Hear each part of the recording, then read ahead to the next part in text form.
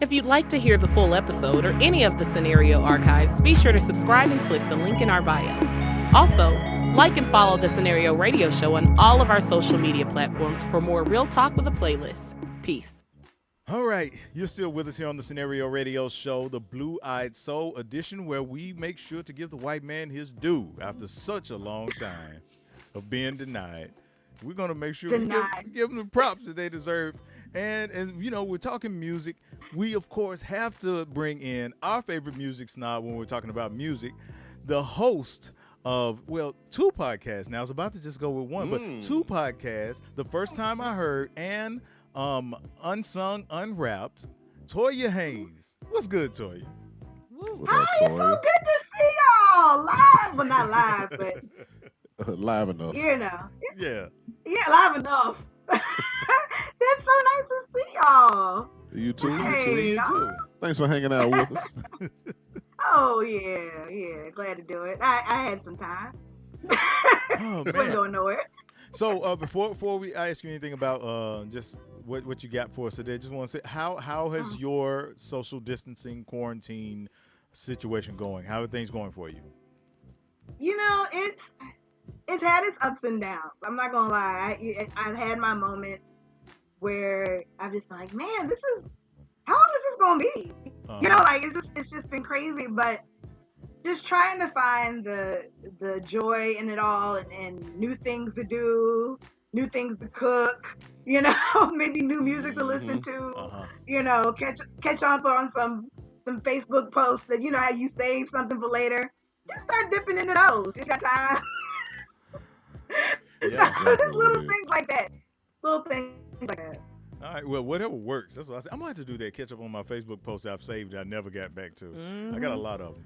I know. I got tons of them. I forgot You'll I be even surprised saved how many most you of them. got. Yeah. Some of that stuff ain't even relevant anymore. So what you got for us today, Toya? You know, I think it's interesting that y'all are doing this Blue-Eyed Soul show, because I think that I always wonder if certain artists that were popular back in the 70s and 80s and some of the 90s would be able to fly today. And I think part of the reason why some of them may not have done well would do well now is because of the whole uproar around cultural appropriation. Yeah. And I think there's a reason for that. I think that with us being able to be more vocal on public channels, people can say, you know, we just tired of the originators not getting their due. You know, we can say something about it. And so I understand some of the backlash that some people get.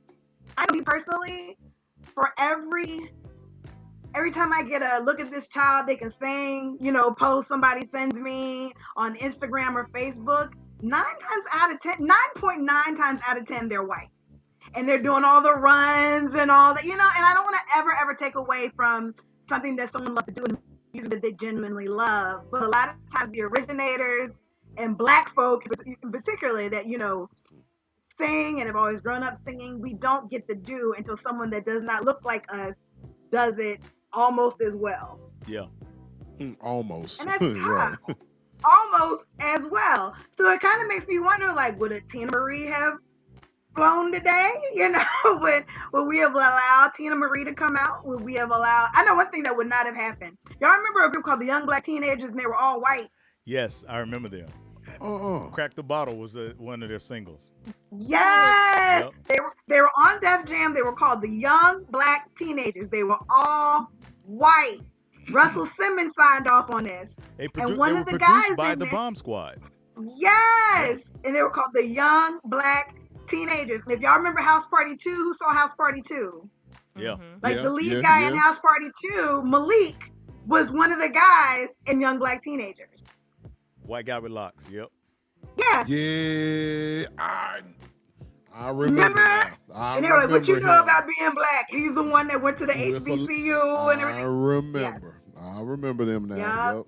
Ain't no way in the world that would fly right now with good reason. You know, with good reason. I'm good. So, but I I think, you know, just to add what y'all have been playing today, I think still real recognize real. You know, and I think the artists that are really authentic that come out now that we love, I think there's certain artists that will always I hate this term so much, get invited to the barbecue kind of thing. Yeah. Because they don't throw themselves out there as white chocolate or whatever. They just do the music that they love. They pay respect to the people that did it before them. You can tell by who they collaborate with. You can tell by who they tour with, who they give opportunities to. And I think those things are very important if you're going to be a white person in this space. Mm-hmm. Yeah. Mm-hmm. Yeah, I think one of the things is, like you're saying, in the age of social media, I think a lot of times, even us as black people, we respond to when we see that black person or the Korean person or whoever doing those runs and everything, and we're excited about it. It's like watching a cat on a unicycle. It's like, oh, I gotta share this cat on a unicycle. Even though circus performers do it all the time, we don't bother to do that because we expect that of circus performers. Yeah. Right. So, and I think we as black people are considered the circus performers. So when we do it, we don't recognize, we don't appreciate our own magic. But when someone else does, it's like, oh, look at that cat on the unicycle. It's a novelty, It's like, well, you should be able to sing. You should be able to dance. You should be able, But when someone else does it, it's like, look at this. Because we support it too, and I think it definitely goes back to we need to make sure that we're supporting our own that are doing it first. Yeah, I completely agree with that. And I really didn't think about that until you mentioned that about how those things end up getting shared a lot more and treated like they're a lot more phenomenal. When the truth is, I mean, there's a lot of black people who can't sing. Tons. Tons. Maybe we need to start sharing more videos of black people who cannot sing. And I feel like for the black folks who can't sing, people, especially people who are in the industry, we got so much other stuff that we can sell. You know what I'm saying? And I feel like for some of those other people who come out, once they stop singing, it's like, yeah, you got nothing else about you. You got no style about you. Like all you can do is just sing this song this way.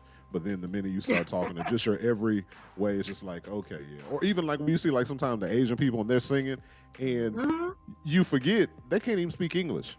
Yeah. You know what I'm saying? Like they're singing these songs. Some of them, right. Yeah, some of them can't even speak English. It's just a trip. Thank you for correcting me. Yes. They don't speak of the English. It made me think of, I actually was in when I was in a country, Diego Garcia, there was a Filipino band there, and they sung all R&B and hip hop songs. No one in the band spoke a lick of English. But they did all the songs phonetically. They did all of the songs phonetically. Perfect.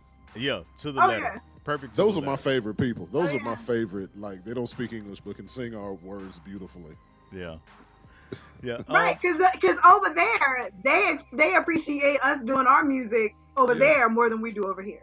Yeah. So what do we need to be doing to appreciate our music more without necessarily feeling the need to? I mean, because I don't think every white artist that comes out singing and doing black music requires a complaint from us. I think some of it is worth appreciating. So what do we need to be doing to focus more on appreciating our music? What are we doing? What are we doing to miss that? I think a lot of times they're on social media. They have there's certain accounts like they have The Range, and every see those accounts of people singing. Share the girl in the choir, in the church choir that got run. You know what I mean? Share people like that got run. Things like that. I think would do better. I think right now it's really up to the industry people to really put black singers doing black music to the forefront. Real talk. Because we just need better material. Yeah. All right, Toya, so what we want to do right now is get your song pick for our Blue-Eyed Soul. What do you got? My favorite, I would say my favorite Blue-Eyed Soul R&B singer. I don't like to say he's from the 90s because John B has consistently given us really good R&B music for many albums well outside They Don't Know. So, Dan, thank you so much for letting me pick the Well Actually song of the day. With a song called Let Me Know, which is off the same album, Cool Relaxes, his huge hit, They Don't Know. He's even said it should have been a single. I think it should have been a single. It's a great song, so Let Me Know is my pick. I think y'all will really like it. It's a banger. I love it. All right, we're going to go with Let Me Know right here with Toya's pick. When we come back, we'll be closing things out right here on the Scenario Radio Show. This is the Scenario Radio Show. Real talk with a playlist.